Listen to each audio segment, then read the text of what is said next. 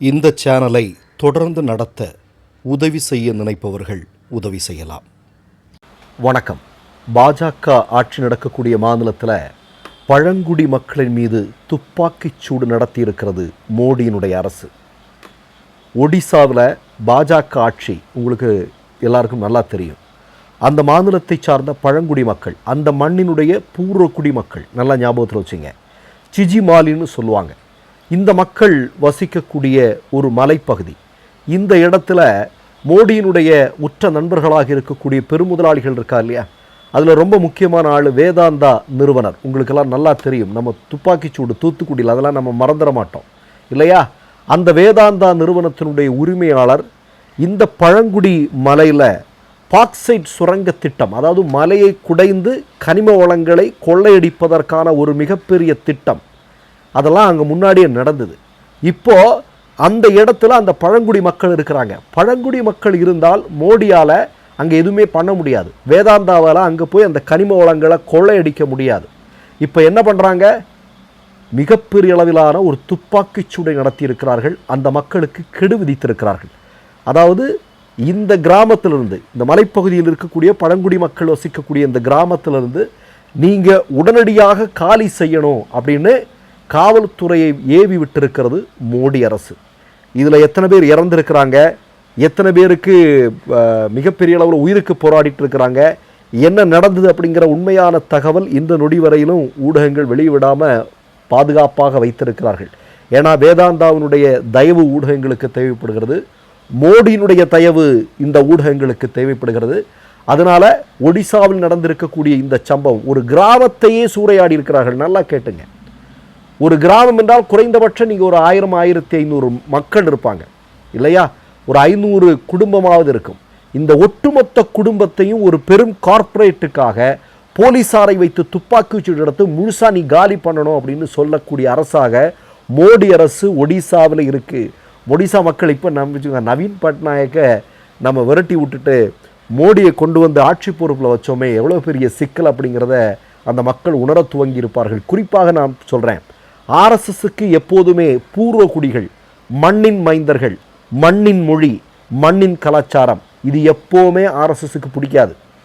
ஆர்எஸ்எஸ்னுடைய ஆட்சி நடந்து கொண்டிருக்கிறது. அப்போ பழங்குடி மக்களுடைய நிலைமை ஏங்க ஒடிசாவில் இப்படி நடக்குது. இன்றைக்கி மணிப்பூரில் இருந்து வந்திருக்கக்கூடிய சம்பவம் என்ன, 2 பிள்ளைகள் இறந்து போயிருக்கிறார்கள். மீண்டும் அங்கே மிகப்பெரிய அளவில் கலவரம் வெடித்திருக்கிறது. அதற்கு காரணம் கூக்கின்னு சொல்கிறாங்க. வழக்கமாக கூக்கின்னு தானே சொல்லுவாங்க. ஏன்னா கூக்கியின மக்கள் இருக்கக்கூடிய அந்த பகுதியைத்தான், அங்கிருந்து கூக்கி மக்களை விரட்டி அடிப்பது தான் ஆர்எஸ்எஸ் மோடியினுடைய மிகப்பெரிய திட்டம். அவர்களை விரட்டி அடித்தால் அந்த இடத்தை தாரை வார்க்க முடியும். இது எல்லா ஊடகங்களையும் வந்திருக்கக்கூடிய செய்தி தான். அப்போ தொடர்ந்து கூக்கியின மக்களுக்கும் மெய்தியின மக்களுக்கும் இடையே ஒரு பகைமையை உருவாக்கி ஒரு மிகப்பெரிய திட்டத்தை ஆர்எஸ்எஸ் அங்கே செயல்படுத்தி கொண்டிருக்கிறது. போதைப்பொருள் நடமாட்டம் அதிகமாக அங்கே இருக்கிறது அப்படிங்கிறது தெரியும். சர்வசாதாரணமாக காவல்துறையெல்லாம் சூறையாடப்படுகிறது. காவல்துறை சூறையாடுவதை காவல்துறையே செய்து கொண்டிருக்கிறது. மெய்தியின மக்களிடம் அப்படித்தான் இந்த ஆயுதங்கள் எல்லாம் வந்திருக்கிறது. மெய்தியின மக்களிடம் போதைப்பொருள் புழங்குறது ரொம்ப அதிகமாக இருக்குது. இப்படியெல்லாம் நிறைய செய்திகள் வருது.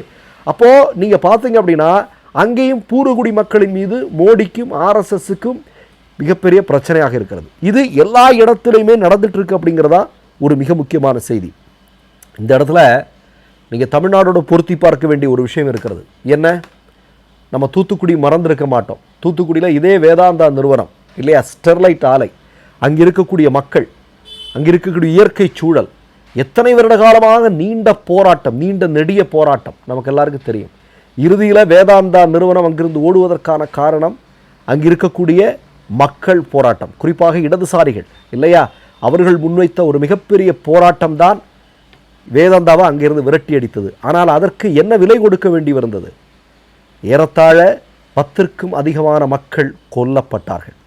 வேதாந்தா நிறுவனத்துக்கு எப்படியாவது அந்த இடத்த உறுதி செய்யணுங்கிறதுக்காக இந்த அதிகார வர்க்கங்கள் எல்லாமே மிகப்பெரிய அளவில் வேலை செஞ்சாங்க. குறிப்பாக எடப்பாடி பழனிசாமியும் பாஜகவும், அதெல்லாம் நம்ம மறந்துட முடியாது. அங்கே துப்பாக்கிச்சூடு நடக்குது, கொத்து கொத்தாக மக்கள் இறந்து கொண்டிருக்கிறார்கள். இப்போ எடப்பாடிகிட்ட கேட்குறாங்க என்ன அப்படின்னு. அப்போ எடப்பாடி என்ன சொல்கிறாரு, நானே டிவியில் பார்த்து தான் தெரிஞ்சுக்கிட்டேன்னு சொன்னார். செய்ய சொன்னது யார் அப்படிங்கிறது இன்று வரையிலும் யாருக்கும் சரியான பதில் இல்லை. ஆனால் அன்றைக்கு மிக முக்கியமான பொறுப்பை கையாண்ட ஒரு பெண்மணி, பாஜகவிற்கு வேண்டிய ஒரு பெண்மணி, அவர்தான் இந்த உத்தரவிற்கு பின்னால் இருந்தார் என்பதாக அன்றைக்கு ஊடகங்கள் செய்தி வெளியிட்டது. அப்படி ஆர்எஸ்எஸும் பாஜகவும் அவர்களுக்கு அடிமையாக இருக்கக்கூடிய எடப்பாடியும் சேர்ந்து அன்றைக்கு தமிழ்நாட்டில் ஒரு நாடகத்தை மிக கச்சிதமாக அரங்கேற்றி முடித்தார்கள்.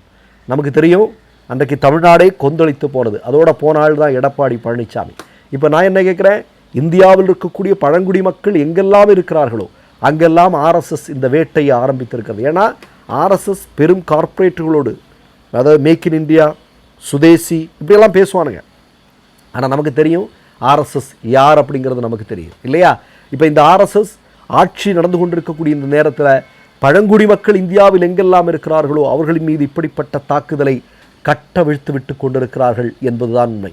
இது நாளைக்கு நமக்கு இங்கேயும் நடக்கும். காலையில் ஒரு நண்பர்கிட்ட பேசிகிட்டு இருக்கும்போது அவர் ஒரு செய்தியை சொல்கிறார். என்ன சொல்கிறார் அப்படின்னா, பாஜக வருங்காலத்தில் வட இந்தியாவில், குறிப்பாக உத்தரப்பிரதேசம் மாதிரியான இடங்களில், மகாராஷ்டிரா மாதிரியான இடங்களெல்லாம் ஆட்சியை பிடிப்பதற்கு எப்படிப்பட்ட சம்பவங்களை எல்லாம் விதை தூவி வைத்திருந்தார்களோ அதற்கு ஒப்பான சம்பவங்களை எல்லாம் தமிழ்நாட்டிலையும் செய்து வைத்திருக்கிறார்கள். அவர்களுக்கு ஒரு சின்ன வாய்ப்பு, ஒரு 25 எம்எல்ஏ அந்த மாதிரியான ஒரு இடத்தை நோக்கி நகர்த்தி விட்டுட்டோன்னு வைங்க, தமிழ்நாட்டில் அதே போன்ற பல்வேறு கலவரங்களை, பல்வேறு சூழ்ச்சிகளை இங்கே செய்வார்கள். அதன் மூலம் ஆட்சி அதிகாரத்திற்கு வர துடிப்பார்கள். இது அவர் பேசிகிட்டு இருந்த விஷயம். ஆனால் நமக்கு தெரியும் திருப்பரங்குன்றம் இன்றைக்கு என்ன மாதிரி அவங்க ஒரு ஒரு ஒரு அந்த இடத்தை பயன்படுத்தி, இப்போ எல்லைக்கல் அப்படிங்கிறது நமக்கு எல்லாருக்குமே பேசுபொருளாக மாறி இருக்கிறது இல்லை. திருப்பரங்குன்றம்னா நமக்கு முருகன் அப்படிங்கிற கடவுள் ஞாபகம் வரும் இல்லையா? மதுரை மண் ஞாபகம் வரும் இல்லையா? மதுரை மீனாட்சி அம்மன் ஞாபகம் வரும். இப்போ எல்லைக்கல் அப்படிங்கிற ஒரு விஷயத்தை பேசுபொருளாக மாற்றிட்டானுங்க ஆர்எஸ்எஸ் காரணங்க. அப்போ அந்த அளவிற்கு திட்டம் போட்டு வேலை செய்கிறானுங்க. அவனுங்க என்னென்னா, இன்றைக்கி வரணும்னா ஒரு 40 வருஷத்துக்கு முன்னாடியே அந்த இடத்துல வேலையை ஆரம்பிப்பானுங்க. வேலையை ஆரம்பித்து கரெக்டாக அந்த இடத்துல நிற்பானுங்க. அது மாதிரியான அவர்களுடைய திட்டத்தில் முக்கியமான இடமாக இருப்பது தமிழ்நாடு. இப்போ தமிழ்நாடையும் இப்போ ஒடிசாவில் நடக்கிற மாதிரி, மணிப்பூர் நடக்கிற மாதிரி, உத்தரப்பிரதேசத்தில் நடந்த மாதிரி, குஜராத்தில் நடந்த மாதிரி எல்லாம் மாற்றுவதற்கு அவர்கள் பல்வேறு வழிவகைகளோடு இருக்கிறார்கள். அதை தடுப்பது தமிழ்நாட்டு மக்களுடைய கடமை. மற்றொரு நிகழ்வில் சந்திப்போம். நன்றி, வணக்கம். 3 யூடியூப் சேனல்கள் வியாபாரத்திற்கு இருக்கிறது. தேவைப்படுபவர்கள் இந்த எண்ணுக்கு தொடர்பு கொள்ளுங்கள். மை நேம் இஸ் ரெட் சேனலை சப்ஸ்கிரைப் பண்ணிக்கோங்க. அதுக்கப்புறமா பக்கத்தில் இருக்கிற ஜாயின் பட்டனை கிளிக் பண்ணீங்கன்னா ஒரு நியூ பேஜ் ஒன்று ஓப்பன் ஆகும். அதுலேயும் ஜாயின் பட்டனே கிளிக் பண்ணிக்கோங்க. அதில் பார்த்தீங்கன்னா credit card, debit card options இருக்கு. இதில் உங்களுக்கு விசா, மாஸ்டர் கார்டு, ரிப்பே அப்படின்னு 3 ஆப்ஷன்ஸ் கொடுத்துருக்காங்க. அதில் நீங்கள் எந்த கார்டு சூஸ் பண்ணுறீங்களோ அந்த கார்டோட நம்பர் என்டர் பண்ணிக்கோங்க. அப்புறமா கார்டோட வேலிடிட்டி மந்த் அண்ட் இயரை டைப் பண்ணிக்கோங்க. அடுத்தபடியாக உங்கள் கார்டோட பின்னால் CVC கோடுன்னு சொல்லிட்டு 3 நம்பர்ஸ் கொடுத்துருப்பாங்க. அந்த நம்பரை இதில் என்டர் பண்ணிக்கோங்க. அப்புறமா அட்ரஸ் அண்ட் இன்ஃபர்மேஷன் என்டர் பண்ணிட்டு பைங்கிற பட்டனை கிளிக் பண்ணிக்கோங்க. ஒருவேளை உங்க கார்டு நம்பர் இன்வாலிட்னு காமிச்சிச்சுன்னா உங்க கார்டில் இன்டர்நேஷனல் யூசேஜை எனேபிள் பண்ணுங்க.